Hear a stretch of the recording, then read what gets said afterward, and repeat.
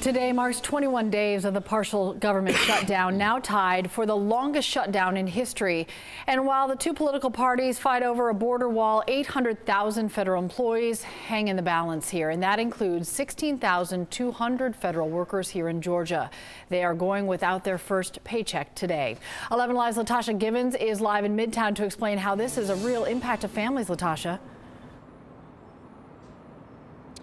Cheryl, these employees are not happy right now. They thought this would all be over by now, but unfortunately for them, it's not. And some of them tell me they haven't received a paycheck since Christmas. And for the average family, that can really turn things upside down for them. I spoke with a TSA worker this afternoon who had to take out a small term loan just to make ends meet. His name is Octavia Miller.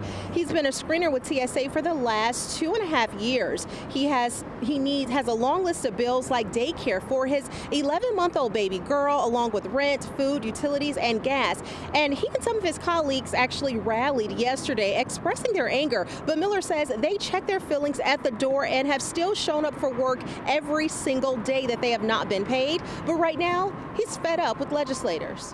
When we do things like this for political showboating, that the people become the pawns, and I feel like me and my co-workers have become pawns in this game.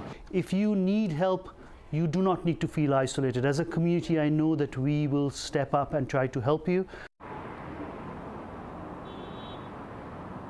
And a lot of companies like banks and cell phone carriers, even cable providers, are saying they're willing to work with federal employees by making payment arrangements. And according to its website, the Department of Labor says federal employees, some of them can actually apply for unemployment insurance during this time. We have those details on our website. Live in Atlanta, I'm Latasha Givens, 11 Alive News. Today, Georgia Congressman John Lewis released a help guide for federal employees impacted by the shutdown. In a statement, the congressman says that thousands of hardworking Americans who have dedicated their careers to preserve and defend our democracy will face delayed mortgage and rent payments, school tuitions, weddings, funerals, credit card payments, medical treatments, car repairs, and many other responsibilities. The guide answers frequently asked questions about which parts of the government are affected by the shutdown, whether you can expect delays on loans or other information you might want to know. It's posted on his website right now.